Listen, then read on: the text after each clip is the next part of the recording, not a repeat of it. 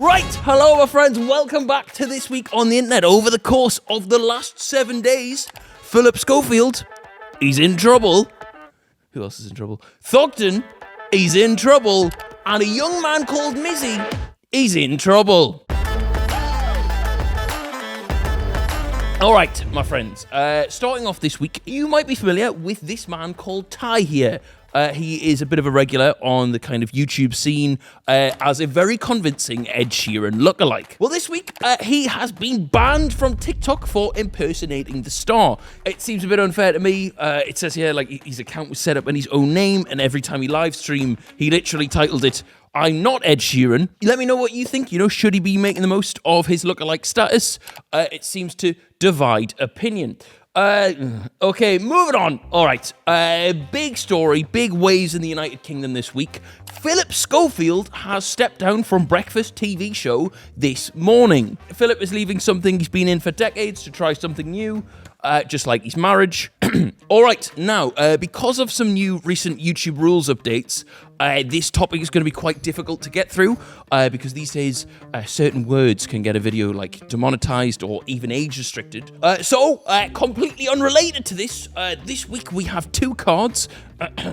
One of them here says N, bear with me, and the other one says once. Basically, the crack here is they're saying Phillip has just stepped down, like it's all totally normal, he's just sacking it off. However, there's really a bit more to it, because in a recent statement, Phillip said, I understand ITV has decided the current situation can't go on. Now, the situation, you ask? Well, it turns out Phillip's brother is A, right? And people are saying Phillip knew about his brother being A and was complicit in covering it up.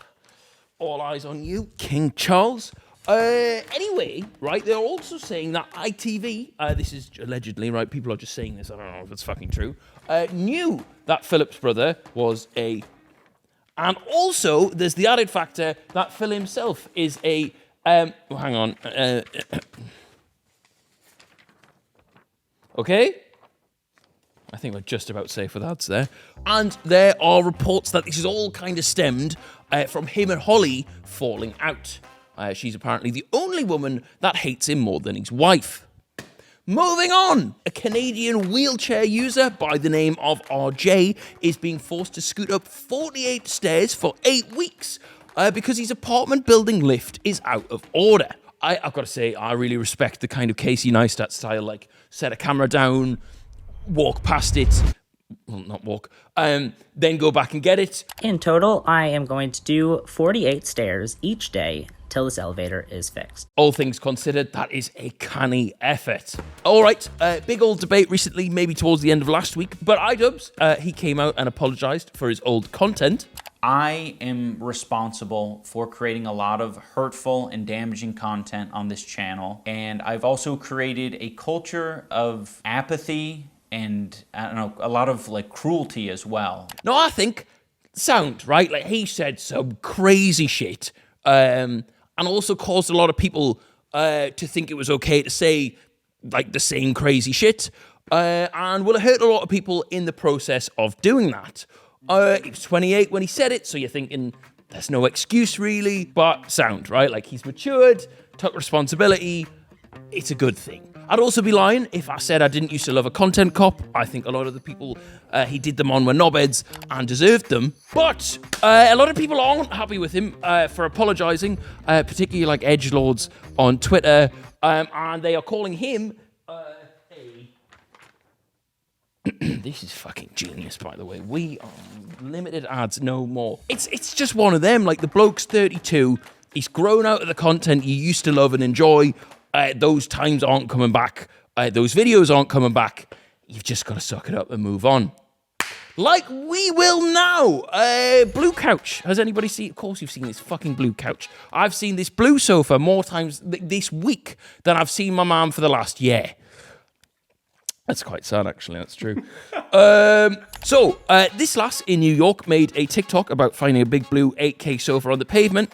She took it home. Good job she doesn't live in RJ's building.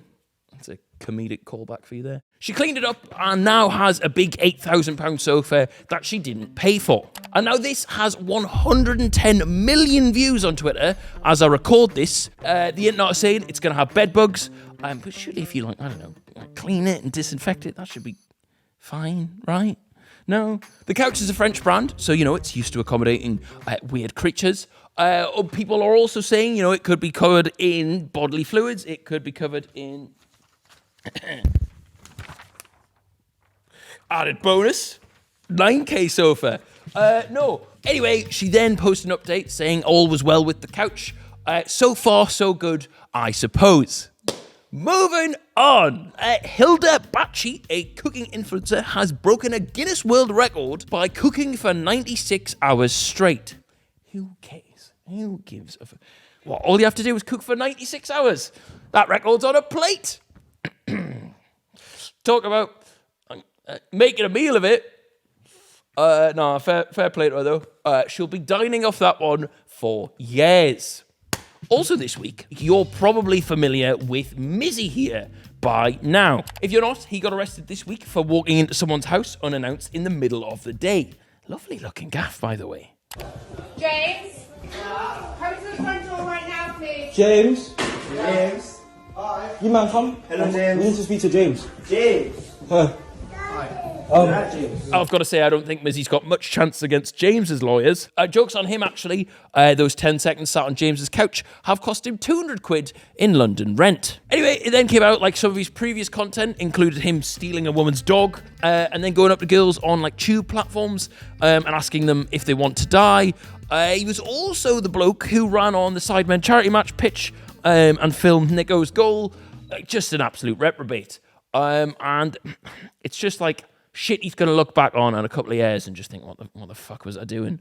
You're just being a knobhead to people. Like, it's getting views because it's shocking, not because it's good in any other way. He then went on Piers Morgan after it all kicked off. Shit show, 2 knobheads in the same room. Then got released and immediately at like 8 o'clock the next morning posted a video of himself riding on top of a bus. Since then, he posted a video bragging about being like the face of the internet this week, which is true. I just think it's a bit of a long day for him from now. I think as soon as you start getting banned from TikTok's like platform and Twitter and whatever, it's really hard to sustain any kind of traction. I will give you all £1 if he's not posting videos on Rumble by the end of the year. Moving on! A group of first-time dumpster divers have gone viral on TikTok after finding a box full of live fish outside of their local PetSmart in Idaho. An entire bin full of live fish. That's what you call a large-scale problem. Also this week, there was a video of a woman using cellophane to upgrade her aeroplane seat to give herself more privacy. This explains what her ex-boyfriend said when he said she was too clingy. The air stewards, anyway, they then came along and took it all off. They saw right through her plan. Next up, Britain's seagulls seem to be developing an appetite for a little more than just unguarded fish and chips. And reportedly, they have started swooping down to steal stashes of spice. Which, to be fair, has probably got more natural ingredients than the battered sausages they're making. Also this week, the Bulimia Project posted these AI images of the perfect man and the perfect woman. I'm not sure how much that helps the people they're trying to look after. Anyway, they look like this. This is the lady. This is the bloke. Just a quick fuck you to everybody who's ever commented on a Will and E video. As you see there, the perfect man has a square chin. Wouldn't be surprised if Boohoo Man have already offered him a deal. Moving on. Also this week, Catholic priests in France will be made to wear traffic light coded identification tags to allow the public to check whether or not they have faced charges. Surely it would just be easier to like card the ones that haven't. Apparently, the priest with the most points on their card becomes the next pope when the current one dies. Moving on. Usually, the only bombs threatening the health of Wetherspoons drinkers are served with a shot of Jaeger. However, this week there was a scare in the Hat and Feathers in Seaham, County Durham. Apparently, around 100 people were evacuated on a busy Friday night and a bomb unit was called. It then turned out that a security officer called Stephen Oliphant, working in the Wetherspoons, created a hoax bomb because he wanted to look like a hero. To be fair to him, that is probably the cleverest idea anybody's ever came up with in a Spoons. Free my man, Stephen. Moving on. Also this week, Thogden has been under pretty intense fire for this clip of him seemingly pressuring a young Bolton fan to give him some signed memorabilia. It's signed as well? Yeah. Mate, you want to give this to me? Yeah. Right, I'm going to send you some. I'm going to sort you out, okay? Legend, take care. Are we winning today? Hopefully 3-1. Lucky glove before we get in the ground. What a guy. A signed goalie glove. I bet he saves that. That's a keeper. Now, when I originally saw this clip for the first time on Twitter, I assumed it had been cut without context of the kid coming up and being like, "Oh, here's this glove." But that's exactly how it is in the video. Thogden has since sent the glove back and apologised. Good save. I guess you could say there was no glove lost. Anyway, my friends, that is the end of this episode. We will see you again next Monday. Thank you very much. Bye-bye.